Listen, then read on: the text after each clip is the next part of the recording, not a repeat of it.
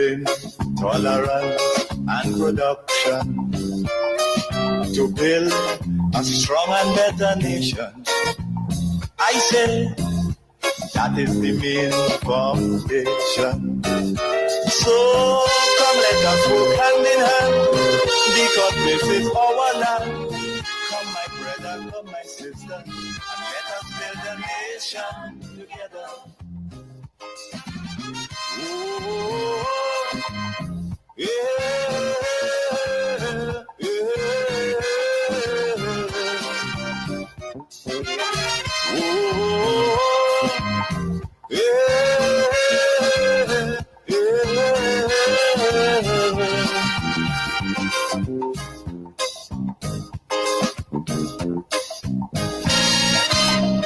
remember the key to success is working hard.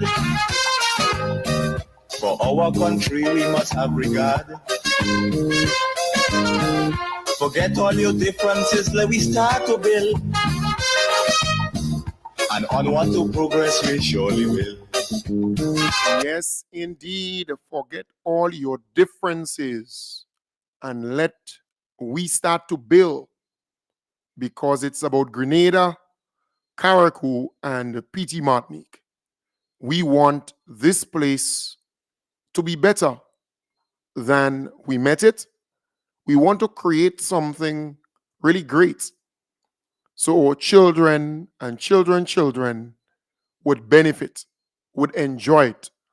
They would say, yes, my father, my mother, my aunt, my grandfather, my grandmother, they did their part. They played their part. And it's time for us to take it from there and make it even better. I want to welcome you to the hub. Again, another unique opportunity that you and I have to talk, to discuss the happenings, things that we must be concerned about or involved in. Let's talk about it. Let's speak. I want to encourage those on Facebook and YouTube, as usual, please share the live. Sharing is caring. And those on Vibes 101.3 FM and 106.3 FM, please tell your neighbor, tell your friend that we are on.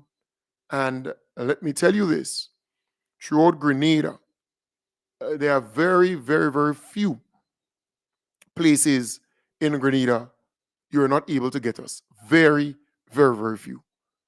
All right, we're covering almost 99% of Grenada on 106.3. All right, so please do so. I want to start off tonight by featuring three positive pieces, and then we're going to get into the discussion segment. All right, Carriacou, SVG Air, they're back between Carriacou, that flight between, connecting Grenada, Carriacou, and St. Vincent. Has resumed its daily flights between Grenada, Carriacou, and St. Vincent following the passage of Hurricane Beryl. Flights will be daily available except Thursdays, with fares starting US $69 one way, making it both convenient and affordable for locals and visitors to reconnect with the sister isles. The 19-seater Twin Otter aircraft will provide scenic and efficient travel, allowing for a quick and seamless journey between the islands. CEO of the Grenada Tourism Authority, Petra Roach, spoke to the importance of this movement, stating, "We are incredibly proud to see this essential service return. This isn't just about flights, it's about reconnecting our people, preserving our culture, and helping Carriacou and Petite Martinique recover. The resumption means we are one step closer to seeing these vibrant communities thrive once again," unquote. Honorable Tevin Andrews, Minister for Carriacou and Petite Martinique Affairs, added, "This is a critical step in our recovery. By restoring this connection, we are ensuring that our islands remain accessible so that we can continue to move forward and welcome both locals and visitors to experience our unique way of life." Yes, so that's a very, very good thing. Seeing SVGA back, uh, connecting Grenada, Carriacou, and St. Vincent. You know, passengers going to the three islands. So that's a really good thing. It says that after Hurricane Beryl, we are resilient and we know how to bounce back. We know how to get the job done. And the Honorable Tevin Andrews and the Grenada Board of Tourism, you all are doing a very good job. And again, I'm saying this is a good sign. It says that things are coming back to some semblance of normalcy in Carriacou and PT Martinique.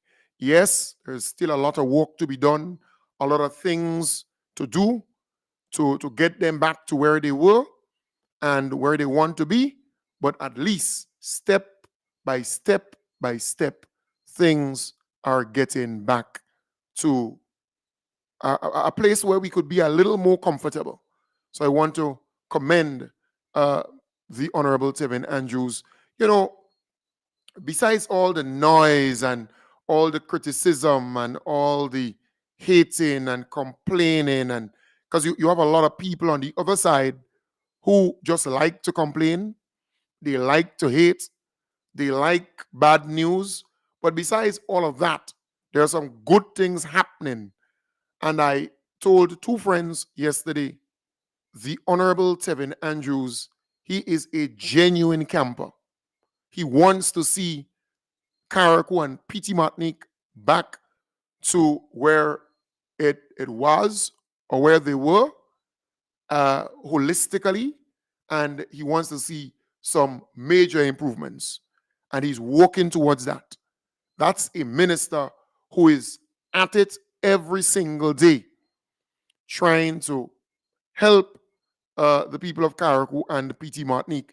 So I really want to commend him and the Grenada Board of Tourism, because once you have flights back, that is what you want. You have the Osprey working, you have Dolly Sea working, you have Tyrrell Bay Express working.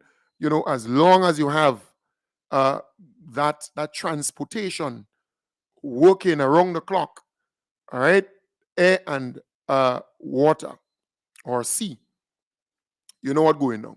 It means that Carriacou will recover faster. So I want to say to the minister and GTA, the Grenada Tourism Authority, take a bow. You're doing a wonderful job. Let me now play a little piece here from the Honorable Andy Williams, the Ministry of Education. Education has committed to rectifying the issues that result in the non-payment of some teachers and has assured that some who have not yet been paid will receive their salary on Friday. The ministry engages in the reappointment of temporary teachers for the start of the September school year, and as many as 392 needed reappointment this year. The ministry says while the process began in June, it was not completed on time, resulting in delay in payment for some teachers. Honorable Andy Williams, who is acting as Minister for Education in the absence of Honorable David Andrew, accompanied by Permanent Secretary Aaron Francois and other ministry officials, met with union representatives in Carriacou this morning to find solutions to the problem. He is committed to ensure that it is not repeated. Some teachers will be getting paid tomorrow, and the remaining will be getting paid early next week. And we are doing our best. The staff in the Ministry of Education is doing their best to ensure that teachers are being paid. You have the Ministry of Finance is doing their best to ensure that teachers are or will be paid. I want to speak to the teachers, and as I told the union today, that we will ensure that this situation is solved once and for all, not just for today or for this time, but in the future. And we will sit down and put together some policies and mechanism that will ensure that teachers do not have to go through this event that they are going through here now, because we understand the plight.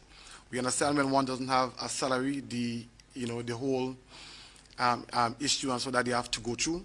and we do not want that for our teachers. Union representatives have taken to wearing their T-shirts in response to the problem.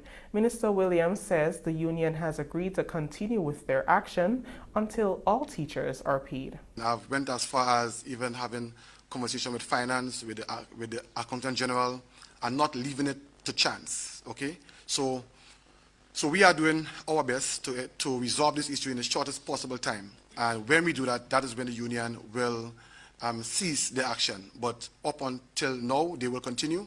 And we understand that because the union have a responsibility to really support their worker and to speak up for their worker.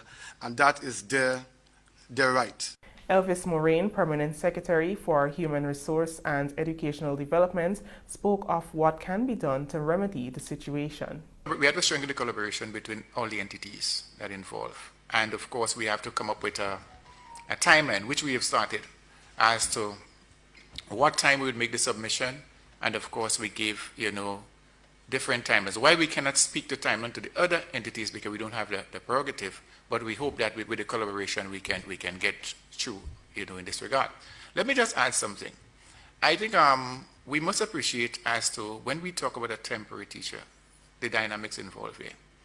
And sometimes it's not as straight as people may think. For example, you have people for different purpose enter onto the payroll as a temporary teacher. So you have someone replacing someone who is on study leave, someone who is on prolonged sick leave, someone on maternity leave. There are a number of dynamics at play, which you cannot treat with it as a regular, like somebody who might have an end date at the end of the 31st of August. You also have teachers who come into the system because they replace a public officer who might be appointed in April, for example. And if they are appointed on April 15th, then that person would have an appointment to the 14th the next year. So you have those dynamics at play that you have to continue to look at. It's not a straightforward case. It has to be dynamic. You have to create. And I think one of the things that we've started is to create a proper repository in terms of database as to manage, as to if you get the triggers, as to whose appointment is due to finish, then you can begin to address it. Mr. Aaron Francois, Permanent Secretary with responsibility for education administration, says most teachers have been paid to date. Right. So again, and let me say this. This news item was last week.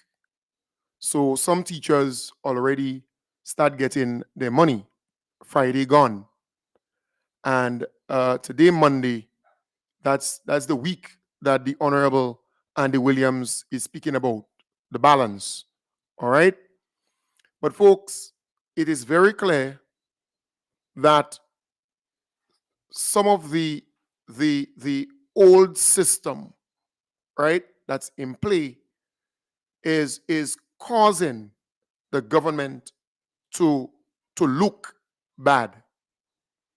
But it's not new. It's not a new system. It's been around quite a while. And there are some people who are paid to do a job and they are not doing it. There must be changes at the top within some of those ministries, because it is very clear that there is a deliberate attempt by some public officers who are supposed to do their work. This has nothing to do with NNP or NDC. When you're hired to do a work, you must do your work and get results. But there seems to be a deliberate attempt to sabotage, to undermine this government, because the government has money. It's not like they don't have money. The government has money. The issue is not money, The issue is people who are paid as public officers to do their job, to do their work. Some of them are not doing their work. So when those things happen, you see the Public Workers Union coming out quick to say, well, public officers doing their work and they're doing their work and they, and they're not the ones to be blamed, and they're activists saying certain things about them. But the Grenadian people are speaking about it. The level of incompetence is showing up within the public service. And it is a problem. So some heads must roll.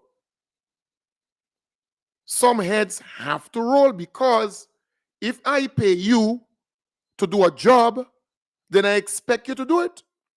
I should not have to come and do the job for you when I'm paying you to do the job.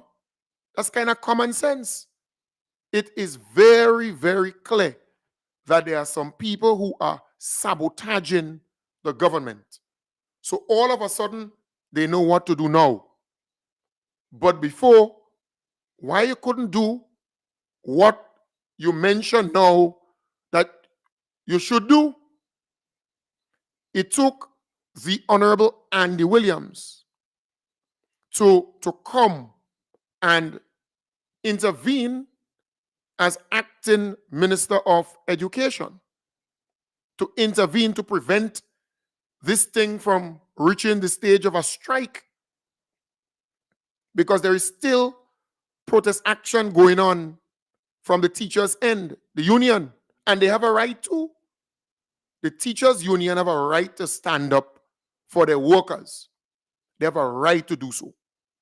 The Public Workers Union, right, who is coming now, Brian Grimes and who, coming on the media to defend what? What you're really defending? You have public officers who are paid to do a job, and some of them are not carrying out their responsibility. They're not doing the job. So instead of engaging your members and encouraging them to do better, to do their work, to improve on what they're paid to do, get it done, and do it to their very best, instead of the guy doing that, he comes out in the media to defend them. Nothing wrong with you defending them, but you need to acknowledge that the public service, the government departments, right, the public service generally, something is fundamentally wrong with the public service. And there is a need for changes to be made, especially at the top in some of those ministries. There is a need for some changes to be made. And we're going to see changes. We're going to see changes. But I am saying all of this to say, if I pay you to do a work, you should do the work. Something as simple as getting the temporary teachers on the payroll, making sure that they get their money every month. Yes, they're temporary, we know, but they need to get their money every month or every fortnight, like anybody else. And it's not like the government don't have money. The government has money.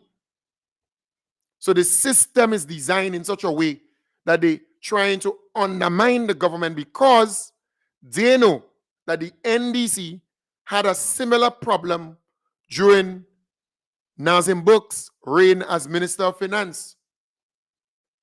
Don't think they don't know what's going on, They know. And in fact, that one issue was responsible, in my belief, for Nazim Burke's political career. So they want people out there to get this impression that the government has a money issue, when indeed the government does not have a money issue. You have people within the public service who sabotaging the government. And I have no apologies to make. I am telling you this because I know. I will give you a typical example. of what's going down.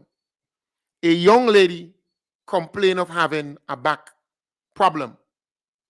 She drove her vehicle down to the hospital. When she arrived there, it was about 11, just a little after 11. She waited like anybody else. So about 1 o'clock, there, the doctor came, spoke to her, and he insists that she has to do some tests and certain things. But one she was not comfortable with was the pregnancy test, because she said to him, well, I don't need to take a pregnancy test. As she said she don't need to do that because she doesn't have a person dealing with, right? Only if she's Virgin Mary and something like a miracle happens, then that would be the case. So she insists, she said no, she doesn't have to do that because for her 3 years, she has not been, sexually active and so on. Whatever the period of time. Nevertheless, he insists that she must do so. But the young lady said, well, I don't have cash, but I have a card. But they want the cash, the $10 or whatever as a cost for the pregnancy test. So he insists, and then he used words to the effect, well, all you have vote the government in there is all you have caused that.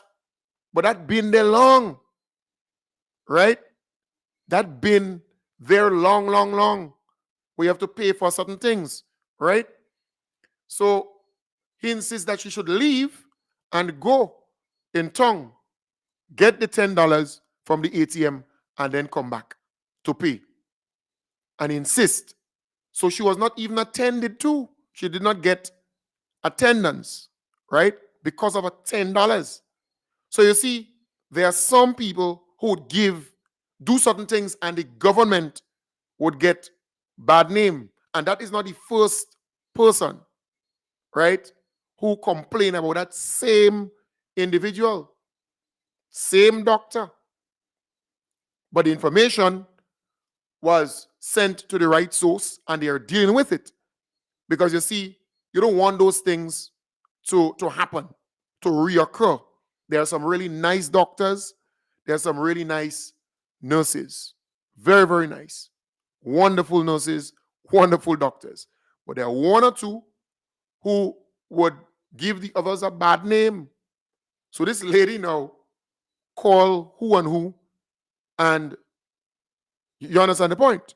But good that she complained to the right people, and then they're looking into it. So I'm saying, you sometimes just one person do something really silly, and it would give the entire fraternity or department a bad name. You understand the point? So for example, I would go in immigration, and you would see how the immigration officers operating, very professional, very efficient, right? No long delays. And if they tell you to come back that time, you could bet your bottom dollar you're going to get your stuff when you come back. The level of professionalism, the level of efficiency, the level of competence. And it's not a million of them there, but the group of them, the immigration officers at the botanical gardens, right, and on the airport. We have to observe certain things. At the airport, you're spending less time. Customs officers and the immigration officers, they have been getting some really good training, because I can tell you, I feel the difference, and other people notice the difference. You come from the airport, you go through immigration, they handle you quickly. You go to get your bags, to claim your bags and so on. Within no time, you're out from the airport. And we have to observe when things are going good. The immigration department, it must be commended for the level of professionalism and competence. Those are the airport, the custom officers too at the airport. They're doing a fantastic job. But they have been receiving training constantly, so in customer service, in service delivery, in making sure that the thing happens and happen within a short space of time. It is happening, and we have to commend them. We have to applaud them when they're doing something good. So you have some departments that are exceptional, doing a fantastic job. And we have to keep that type of customer service, because you don't know who you're dealing with. Treat everybody fair, treat everybody in a right way. So for example, the young lady who got that kind of attitude and that speech off from that doctor has very close connection at the top. You understand the point? So sometimes you don't know who you're speaking to. So you have to treat everybody with respect, treat everybody right, in the right and proper way. That is what's supposed to happen. Just do your work and you have nothing to fear. So there are some really good doctors, some really good nurses, some really good public officers, but there are some who are not doing what they're supposed to do. And we cannot put our heads in the sand and ignore it or pretend that it's not so. There are some departments, man, they're taking forever to get some basic stuff, simple stuff done. And there are some departments who are going above and beyond. And I always say this: a ministry must have a good PS who could get the job done to make government look good. Always. Because if the government looks good, then politically, the government would stand a better chance. You could say what you want about Keith Mitchell and the NNP and them. What I can tell you, during hey, Ken, I'll call you back. I'm alive, yeah, great. Yeah.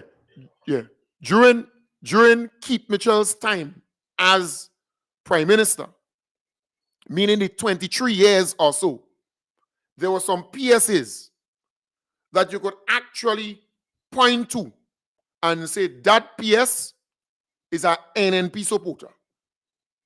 You hear me? And that PS is an NNP supporter.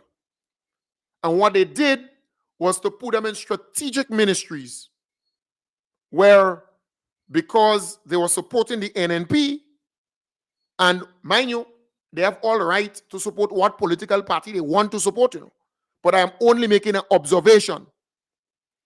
And I could call about 6 of them that I know. I'm not going to call their name here to avoid litigation, because they may say, well, they're not NNP. But who know, right? As we would say it. So I knew that they were supporting the NNP. But they were placed in strategic ministries as PS, and they were making the government look good throughout. And then they retired, right? The majority of them who I'm talking about, they retired. So things kind of change up. So you need to have PSAs in ministries who know what they're about and who are going to get the job done, who are going to reform the system if they have to reform it to get the results that the ministry desire. That is important. Very, very important. So I am saying again, you have to have the right PSAs in certain ministries to get the job done. So this situation with Ministry of Education, that should have been handled by the Ministry of Education long time ago.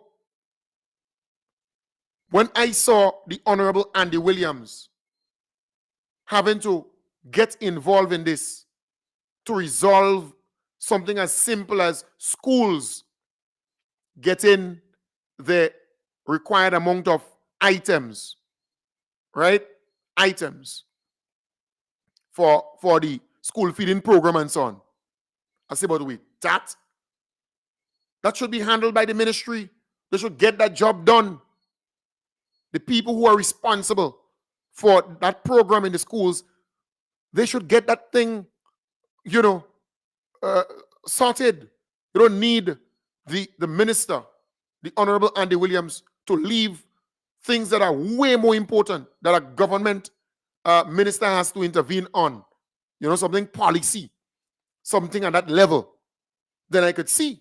But something as simple as that, the ministry should handle this thing and handle it long. And the issue with the teachers not being paid, right? That should have been handled from a ministry standpoint, making sure that the teachers get paid, because remember, they are your employee. They are working with the Ministry of Education, right? And the PS in there is a senior officer, senior teacher, quote unquote, if you want to put it that way, to make sure that everything is done and done well and done right. You know?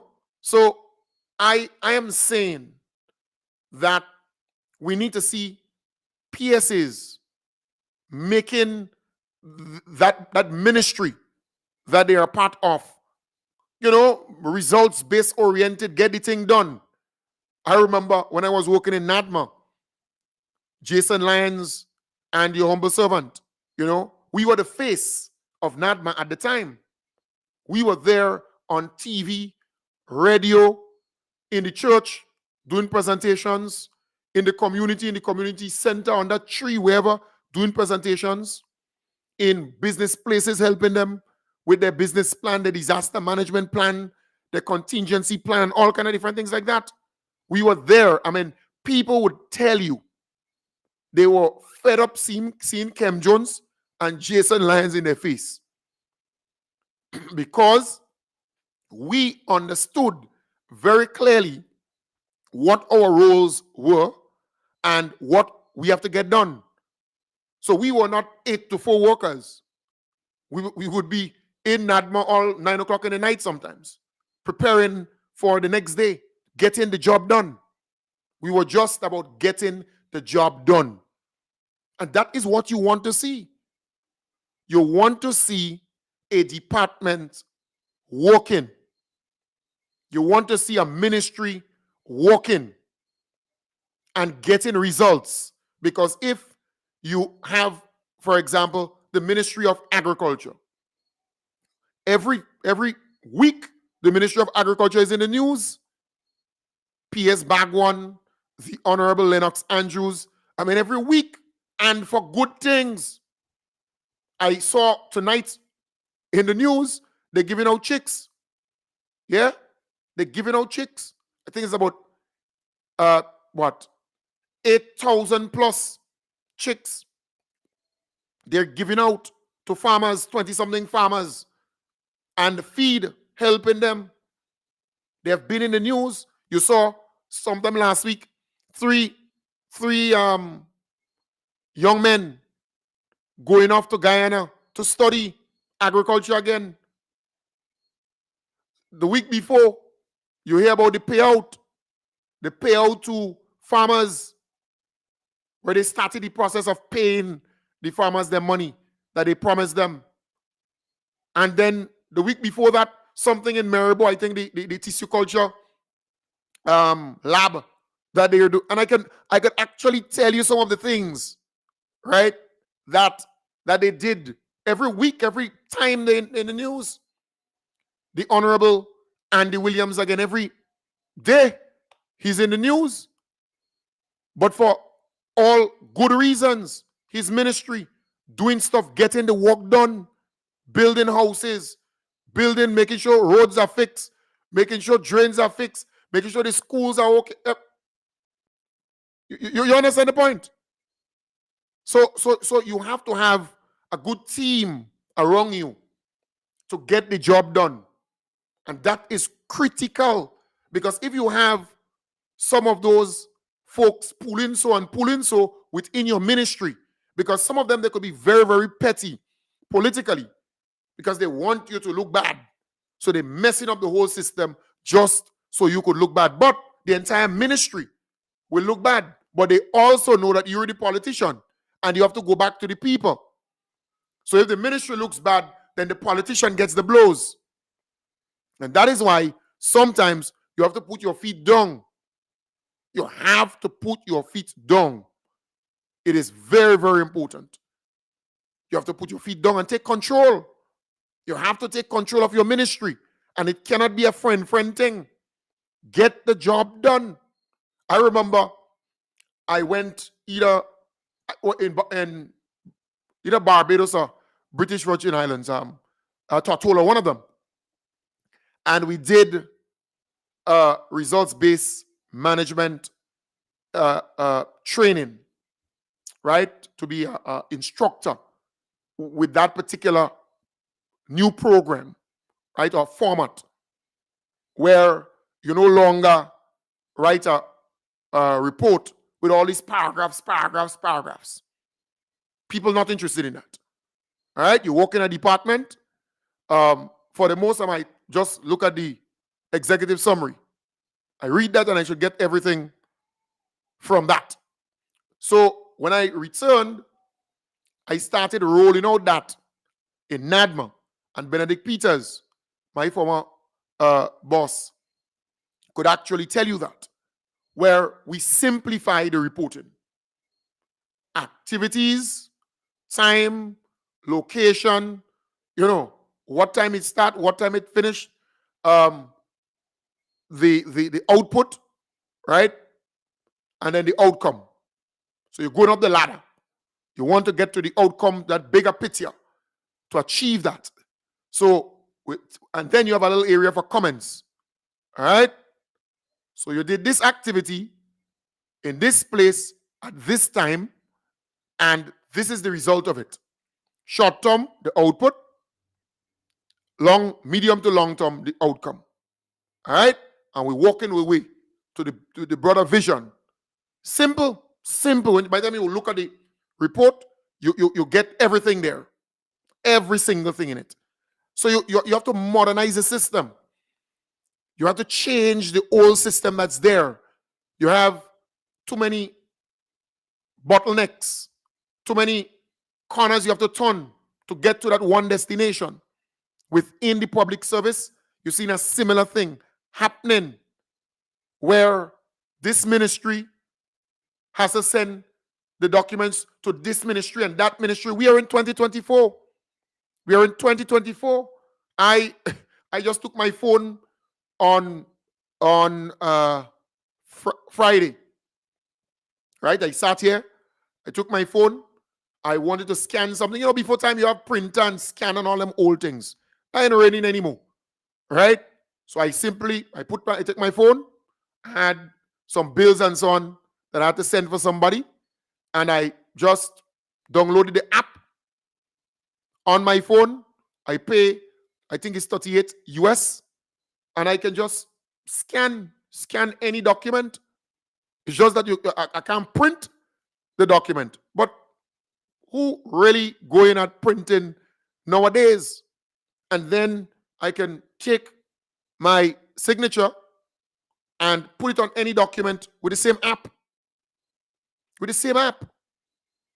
We're in 2024. So who waiting on some paper in some ministry and they say, we have to send it here and send it there and send it there? And you understand the point? And some of these people, they speak as though they're in the old age. So yes, there might be a PS and a PS here, but when they're speaking, they believe that they're bright, they're smarter than everybody else, and people are not critical. They're not thinking deep. Because to me, I sat and I said, but wait. People no longer deal with paper. And all these different government departments, if they're dealing with the paper, then this thing have to change. And remember, our beloved Prime Minister spoke about going paperless. And that's a smart way. It's good for the environment, and it cuts down on time and all kind of stupidness. Look at my daughter. My daughter is 2 years. She's on a tablet, navigating on a tablet, reading on a tablet, Zeli reading or stuff on a tablet. You have the Kindle, you have the... Come on. In this modern day and age, you're supposed to be able to walk this thing with a uniform system where you can send stuff immediately or instantly to another ministry, another department, and they should be able to peruse, they should be able to go through the thing and give the okay. And this thing is simple. So when they come in press conferences and they're talking about, and he had to go there, and he had to go, as though somebody had to go with some bag and pick up the thing and bring it there, and the next one come and pick it up from them. Nonsense. We are in 2024. You have ministers right now. They're reading from their phone, their smartphone. They no longer have paper. You understand? Or they have a tablet or their phone or a computer. Even in the parliament, you're seeing it. They have the computers, they have the tablet, and that kind of thing. That's what should happen. So you get more efficiency. You cut down all this long time. And there are public officers who just want to go to work 8 o'clock and leave at 4. So by the time 3:30, they close up shop. They don't work. Right? They're not going the extra mile. So they may have things that are pressing, things that are urgent. Come on. Come on. You have to, sometimes, I'm not saying that you have to kill yourself for the work, you know. I'm not saying that. But there are sometimes you have to go above and beyond. Not because you're working 8 o'clock and you're supposed to finish at 4. You every day, 8 to 4, 8 to 4. There are times when you have stuff to do, that deadlines. You have to stay back sometimes.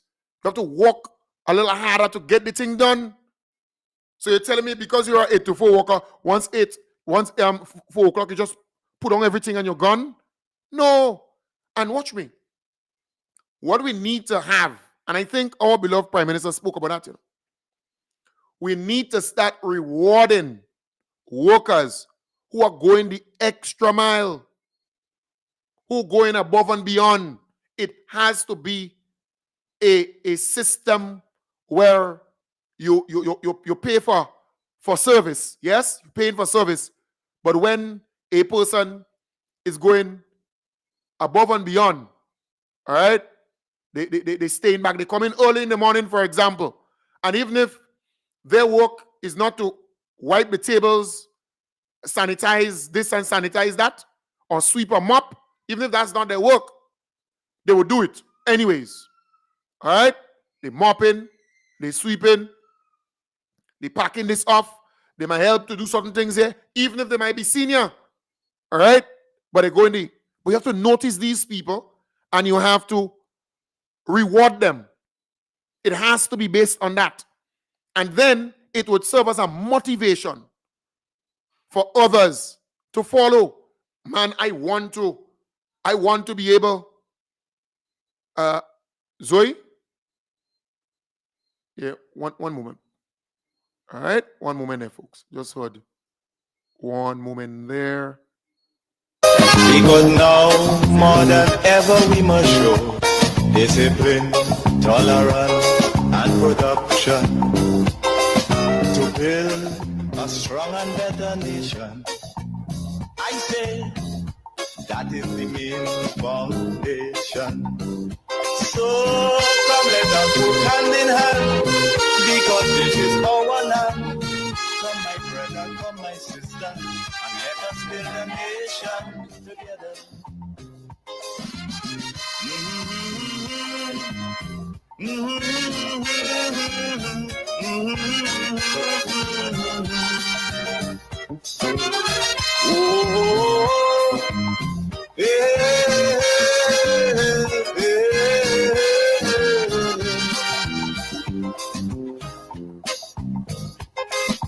Yeah. Yes, sorry for that there. Zoe really making me laugh, you know. Zoe turned around and tell me, don't call her. Please go ahead and finish your program. She eating your bread and peanut butter or something. You could imagine a 2-year-old? Yeah, so I know she gives some trouble every now and then during the night time. Yeah. So folks, I am saying that we need to start to see the system in. Hello? Yeah. Hello? Yeah, I'm on my program currently. No. Okay. All right, no problem. All right. Yes, so folks, I had to take that call there. Sorry for that. You know, my neighbor, she's a elderly person. So once I see she called me around this time, I would quickly answer. We live very good around here. So I do apologize again. It's just neighborly love. I realized that she called and I had to answer there. I just want to know that she's okay, right? So I was saying that we need to improve on the system. Let it become more efficient. There are some departments who are doing well. And we need to start to observe, right? And not just talk, but tangible, right? You have to reward these people. There are people who are working in government and they're going above and beyond. You have some nurses, you have some doctors, you know, it's their time to go home, their shift change, but they would still stay back and help.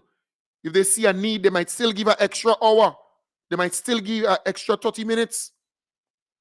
You have police officers too who are going above and beyond, right? So in all departments, you would find that. But we have to start observing it in a tangible way. Not just looking at it and say, well, boy, I see they're doing that X, Y, and Z. Sometimes you got to give them a token, give them something. So departments must have that kind of flexibility. Government departments in particular, that kind of flexibility, so you can reward them if they're going above and beyond and doing, even if, I shouldn't even say to you that they're going above and beyond, but if they're carrying out their work in such a way that you're getting results, right? You're getting the thing done, man. We need to start to observe that. We need to start to reward them. We need to start to, you know, like the banks. The banks, you go in the bank and you get to see the employee of the month, the employee of the quarter, right? We have to start seeing that in government departments where you recognize a worker. You realize that the person is working hard, working smart, getting the results that the department looking for. We need to start to recognize them. And that might be a good motivation. You go into a government department and you see somebody face on the wall. That person is the employee of the week or the month or the fortnight.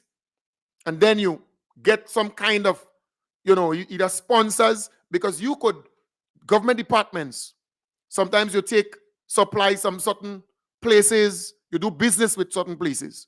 You can go back to them and say, hey, we're starting something new in our department, in our ministry. We want to recognize the workers who are really producing and who are efficient and who are going above and beyond to get the job done. We want you to sponsor certain things, right? As a friend here is saying, incentivize the thing, all right? So sponsor something, even if it's, let's say, a trip somewhere or a dinner, a lunch, something, a plaque of appreciation with a little $50, all right? A little $100, whatever. Let's think about that. Let's kind of get creative ways to improve the thing and motivate workers. That is what the unions should try to do. Work with your members, motivate them. That is what you want to see in going forward. There are a lot of workers who are working hard, trying their best, because they want the country to benefit. They're not about NNP and NDC. No, they're not about that. They go to do their work, and they do their work at their very best. Very best. And I want to see that in good. That's just my take on the whole thing. We need to see more efficiency in the government system. You go to a government department. Another government department that's doing very well is the butts and debts. That department is very efficient too. Butts and debts. Very, very efficient. We need to kind of call them out because they're doing good. They're making the government look good and they're making the country look good. The level of efficiency. I spoke about immigration. I spoke about customs. We've seen it. It's showing. It's obvious. Right? Debts and butts and debts. That department. They're doing well. We got to keep it that way. Let's keep it. Let's improve on what we have. That's important. Sometimes we got time for the politics. We got time for the politics. We got to deal with the politics. All right? But you want to see the government system improve. You want to see that. And sometimes just one person messing up the whole thing for everybody, you know. Just one person in the department messing up the whole thing. And sometimes just one person making the entire department look good. Because that person working hard and smart and they're getting the job done. All right? Let's continue to do that. Let's continue to see how we can build and not break, and not sabotage, and not undermine. And too many times when a person speaks honestly about what's taking place, they're quick to attack you. But tell Brian Grimes, the union donkey, tell him, I am accustomed to verbal attacks. I'm accustomed to those things. Those things don't move me. I'm in this business long enough to know that there will be people who are against me and those who will be for me. All right? It's a nice balance. There's a lot of people who, some of them don't even know me personally, but they hate my voice. They hate my gesticulation. You know, they hate my tone. They hate my tonation, gesticulation, maybe the way I dress, maybe the way I do certain things. It's what it is. It's what it is. But let me tell you this. I have life. And I give God Almighty all the praise and thanks for that. Life. Once you have life, you could get things done. You could do things. You hear me? And let's keep doing what we're doing. When I speak on this program, it's because I want to see good happen for Grenada, Carriacou, and PT Martinique. And I'm a man who just observes certain things. Every time there is a problem with government, it's always 2 or 3 ministries. Always 2 or 3 ministries. Just go back and check it out.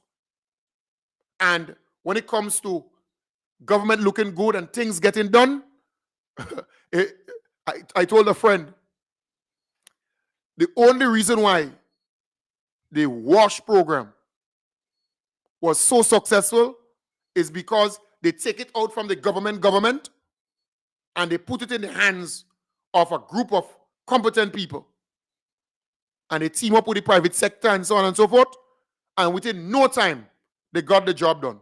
But once you have to go through government bureaucracy and red tape, and you have to go to that person and that PS and that SAO and that person, the minute time you have to go down the road, you have a problem. It takes long and everything is drawn out and it's a lot of delays and so on. Yeah. And that is why you see MIT, they're getting the job done too, because they don't have to go through all this red tape and all this ministry this and ministry that. And so sometimes you have to look, observe, and you're going to see what's working and what's not working. Let us build on what's working and what's not working. Let's reform the system. Let's change the system. That's important.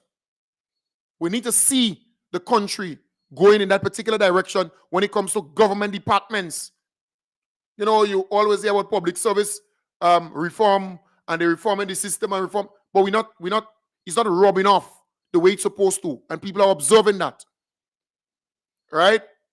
And I will talk about these things, and I would also behind the scenes to seek to see if it can be corrected. All right?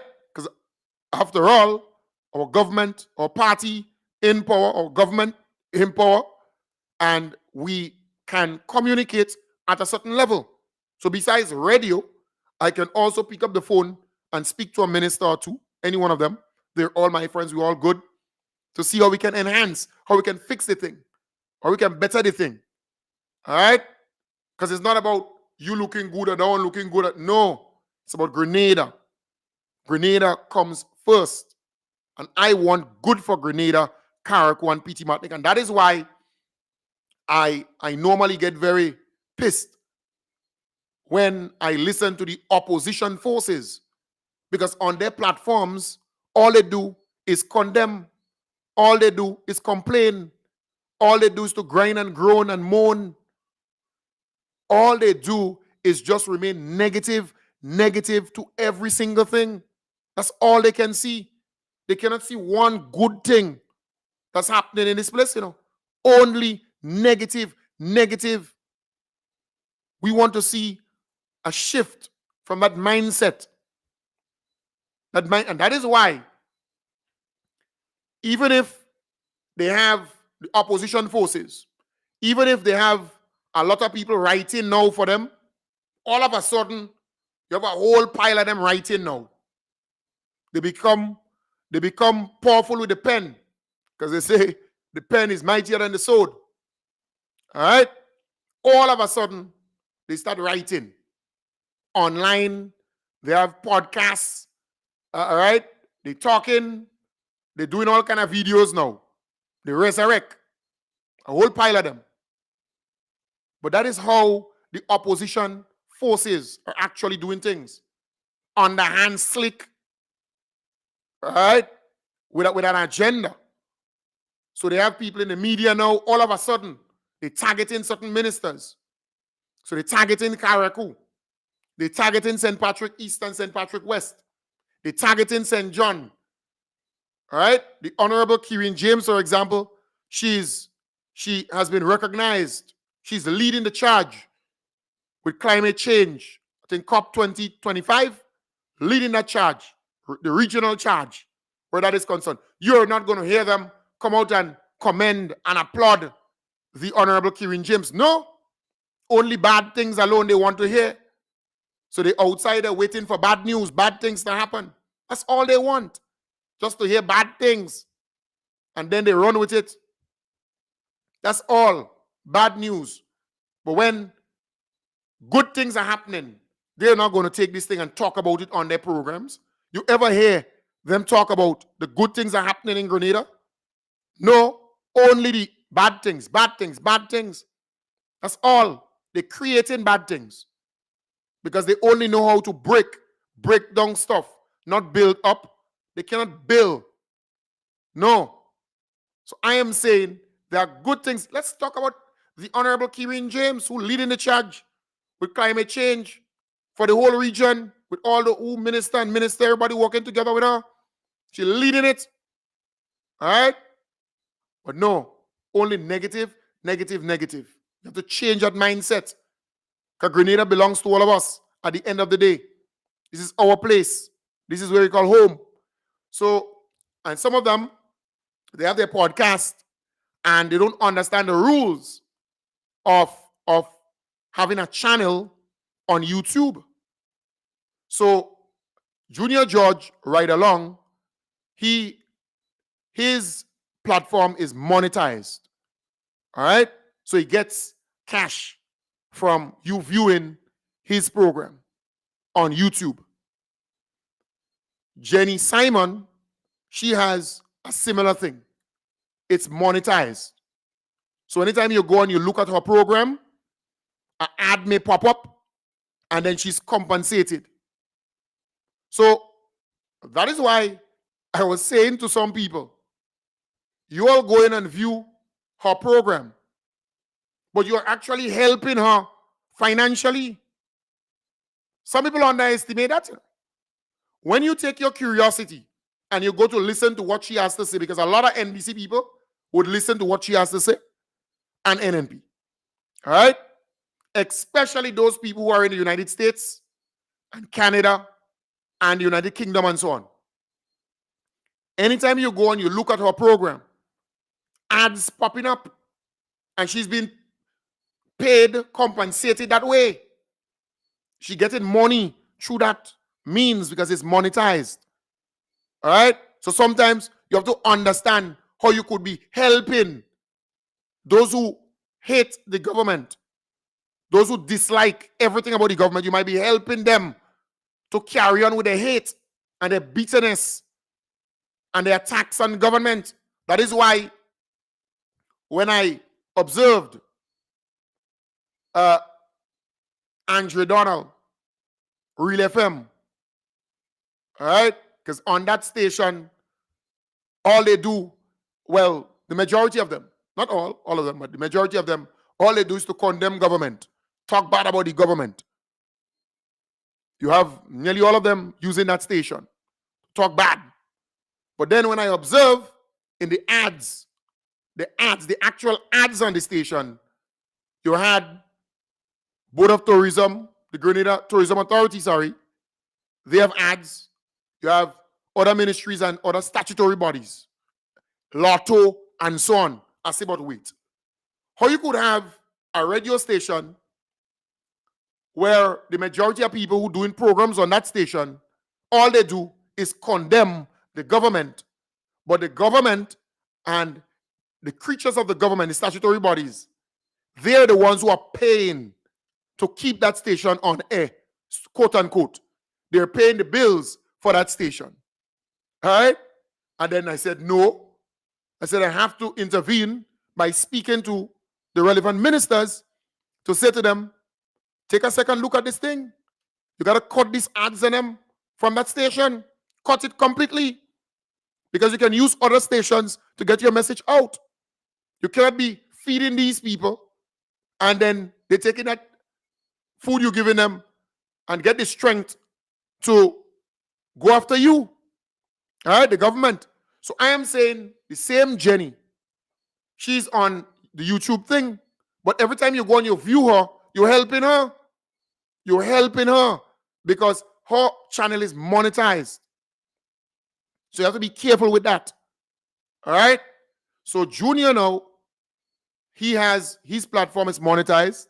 So when he produces his content, you cannot just take his content and use it how you want to use it. You can't. And with YouTube, if you're flagged, right, if they complain against you and YouTube check it out and they realize that the complaint is accurate, then they would remove the video. And if 3 or 4 videos of yours is removed, 3, I think, then you have 7 days to appeal the thing, or else your channel could go down. They could pull on your channel. YouTube could pull on your channel. All right? So you use the man content. The man then says to you, come on, all of us, we monetize our thing. Can't use my content just so. Right? So the woman on Facebook making all kind of melee. As though she new to the thing, Well, London, you're new to the thing. Hurry come up, or whatever you call them. You're new to the thing. All right? Gotta calm down a bit. So they pulled down about 3 or 4 videos. I think 3, 2 or 3, I think. Somewhere thereabout. So the woman vexed. She blew. She angry. But that's what it is. Can't use the man content just so. All right? Nah. Can't do that. But for me, my YouTube feed is not monetized. So I don't get money out of it. I'm building the listenership on YouTube still. But I focus on Facebook, and that is what I have been doing for many years. All right? That is the direction I've been going. So you would find a lot of opposition programs, but when you look at their numbers, not many people look at their programs. They may have, at once, they may have, let's say, 600 people viewing them, or 700 people viewing them. But at the end, so for example, I'm just giving you a little idea. So for example, Sheldon Scott, who does this NNP program there, what's his talking something? He would do the program every night also, and he would have 600-700 people viewing. But when you 2-3 days down the line and you go and check out his views, his numbers is always very low. It's like everybody who viewing as the people, 3,000 something, 4,000 something people on YouTube. The numbers always low. So I am not focusing heavily on YouTube, but I still have 2,000 something, 3,000 something people viewing me on YouTube. All right? But Facebook, on the other hand, I would have 15,000 people viewing my program on Facebook, 16,000 people viewing the program on Facebook, because that's where I focus heavily, and then on radio. So like for now, as an example, I have 917 people, both on Facebook and YouTube put together, viewing me right now. All right? But I'm saying all of this to say at once, meaning now, if you look at the numbers, and some people don't understand this, This is a numbers game. All right? If you look at the numbers, you would realize that my numbers is twice times the other programs' numbers, way more than them. Way more. For example, the last program I did, I had almost 16,000 people viewing alone on Facebook. Alone on Facebook. And then you can go to the other programs, 12,000 something people, 18,000 something people, 15,000 something people, 20 something thousand people. You know, that's it, raw numbers. You can get it on Facebook. If you go and you look at my numbers on Facebook, because I compare, because I'm in this business. It's a competitive space. So I would check out all the programs, right? So Jenny, for example, she would do one program for the week. And she would fight to get 8,000, 9,000 people to view her for a whole week. The entire week, you know. Thursdays. She does it on a Thursday. But I do 2 programs per day. One in the morning from 8 to 9, and the other in the night from 8 to 9. I do 2 programs, and after my program, I would have 15, 16, 17,000 people viewing my program at once, both of the programs, right? So the numbers are similar. So again, just giving you a little insight, right? A little insight. You have to understand what's going down in terms of numbers. It's a numbers game, but understand that these people are making a money out of the YouTube channel. So every time you view them on YouTube, even if you go in there just to hear a little piece of what she had to say or whatever, you're actually helping her because her platform is monetized. All right?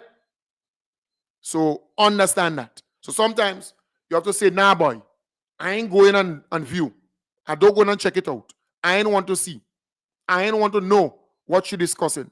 Because every time I go and I view, then I'm actually helping her financially because her channel is monetized.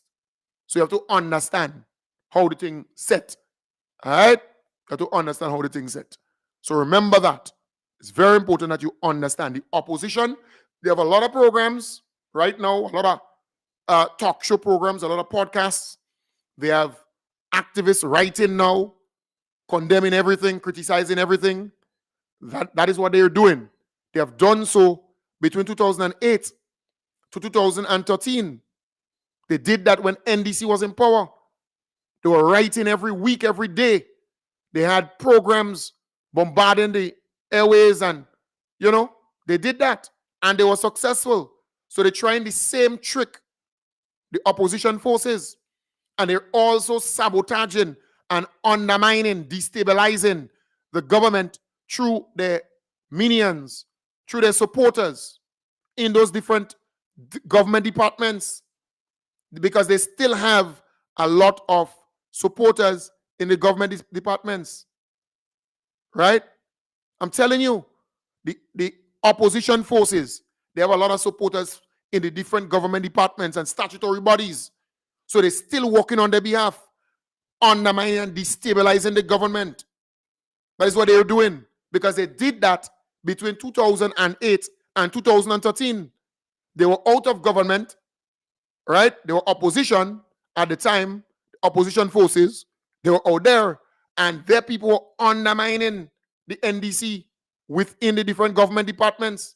And I remember people were telling the NDC over and over, make some changes, shift some of these people around, remove some of these PSAs from certain ministries and put them in certain ministries that they don't have any sensitive things in those ministries.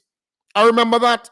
Some of the senior people, because nearly everybody, I could tell you that, nearly everybody knows everybody political affiliation to a certain extent.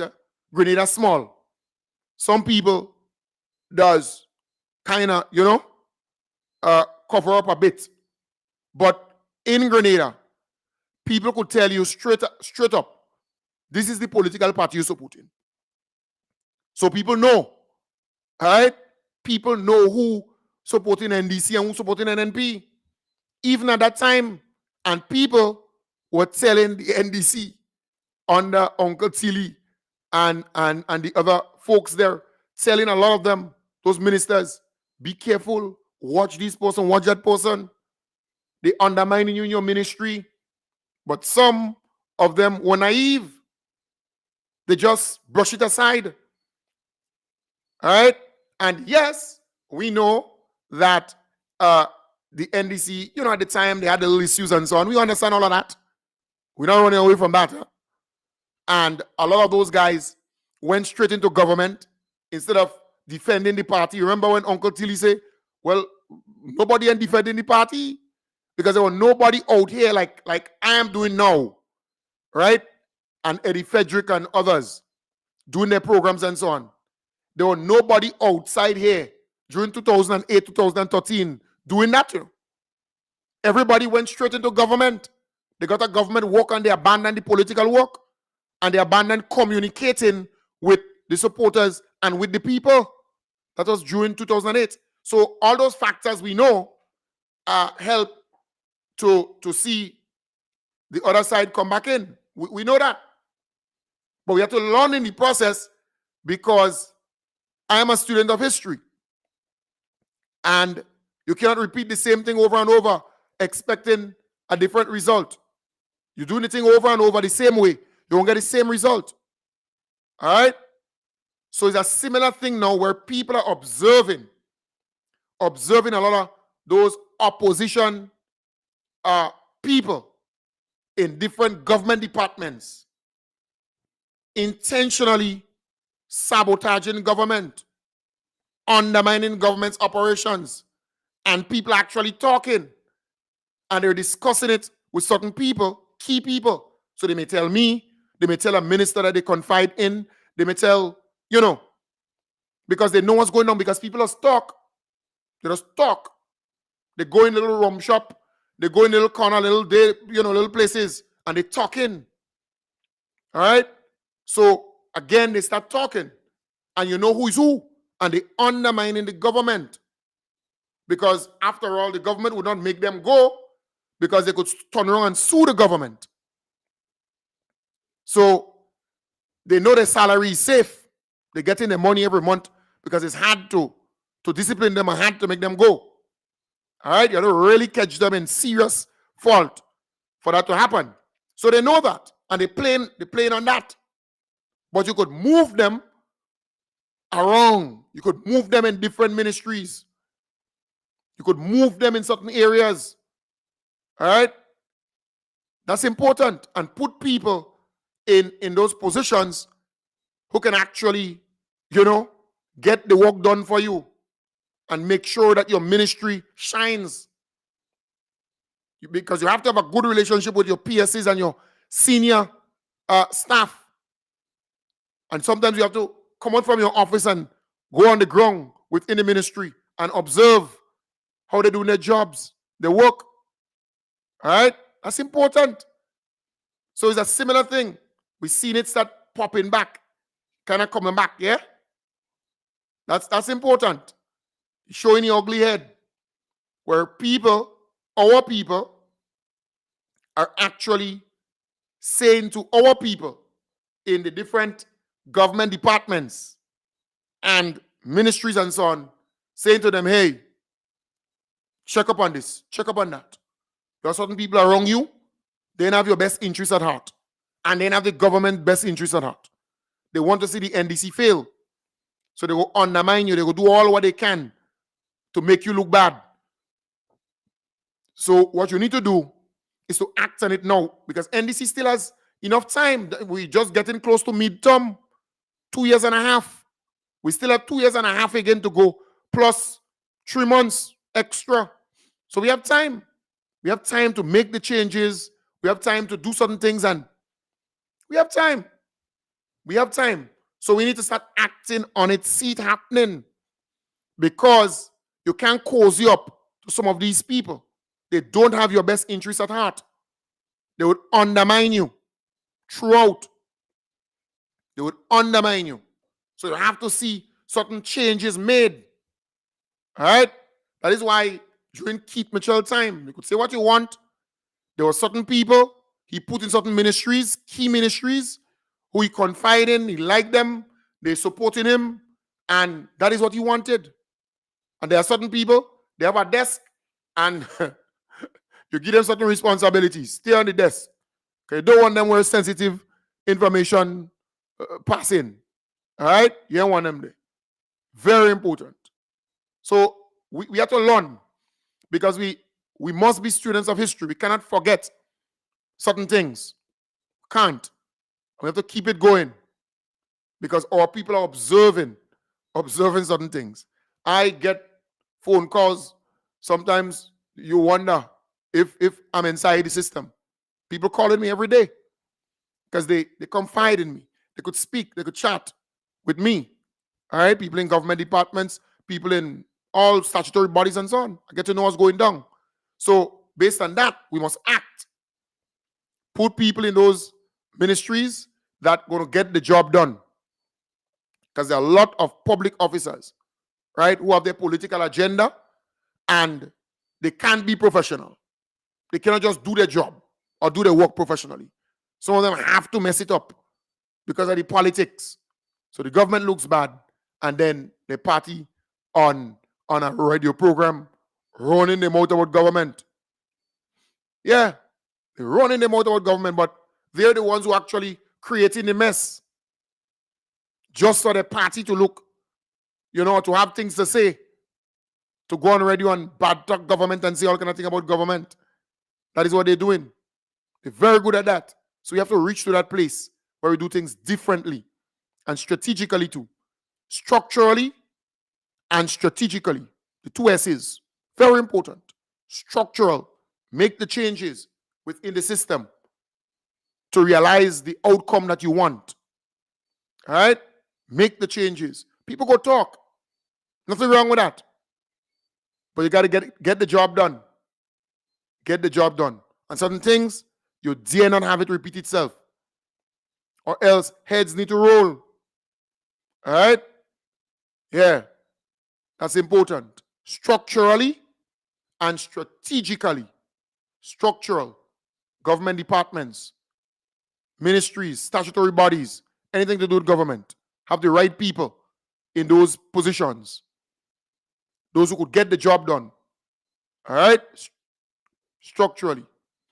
And then strategically, you need to have people in certain positions to fulfill your political ambitions. All right? Politics must come to play. Politics. Because when you give somebody, for example, if you're in government and let's say you build a piece of road, you must also know that yes, government is building the piece of road and that is government's responsibility. But you must also know the politics. What do you achieve politically by building that piece of road? Because you can go and build that piece of road in no man's land. So you have, let's say, one house in that area with two persons living in it. You could build a nice road there. The politics out of this is that you may get just these 2 votes. But that same road, you can build it in an area where it's densely populated. Maybe you have 20 houses that will be impacted there, and there's a great chance of you getting 150 votes right there, or 60 votes, or 80 votes. That's the politics. That's important. You may have a guy in a village, popular, but his house, the roof need a little repairing.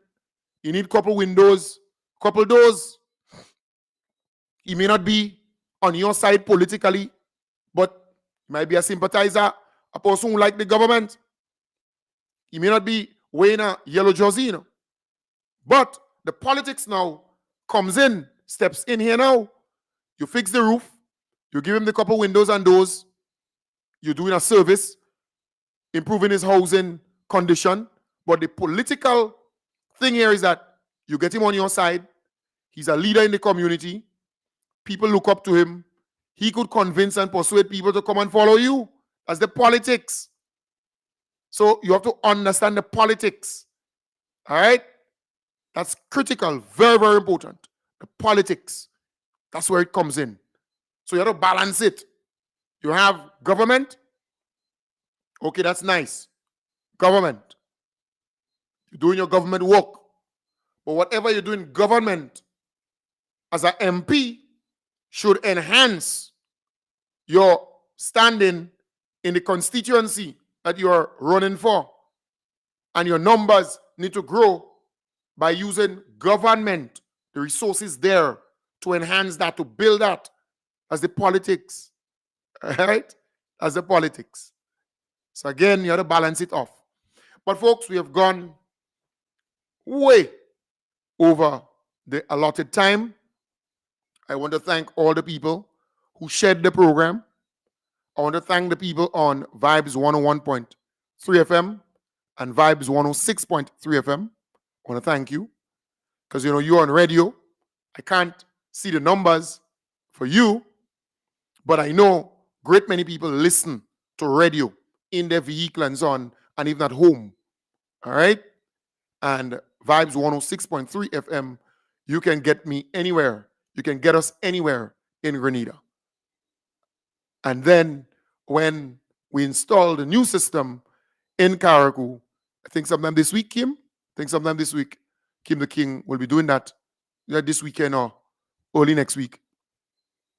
Then you're going to be getting 101.3 FM even better in terms of quality and reach and so on. Power, strength and so on. All right? So we back there. All right? So I want to thank the almost 1,000 people who viewed live, who stayed on the live from start to finish, because the numbers ain't changing. All right? I want to thank you very much and continue to share the program. You may underestimate your role sharing. So you're on Facebook, just click share. You're on YouTube, subscribe to the channel. Tell people about the channel. All right? Facebook is Grenada Transformation Agenda. That's Facebook page. YouTube, Vision Information Services. That's YouTube. Remember also that this program is funded by people just like you in the diaspora here in Grenada, because we need the money to pay the bills, to keep things going. All right? So it's paid for by people just like you. So I want to encourage you to give to the program. See the number right there? 1473-415-4817. That's my personal WhatsApp number. 1473-415-4817. You can message me. You can reach me on that if you want to give something towards the program. All right? If you're overseas, there are many ways to do it. MoneyGram, Western Union, Zelle. I can give you the Zelle information. All right? So, very important. Very important. So I want to wish you all the best. Take good care.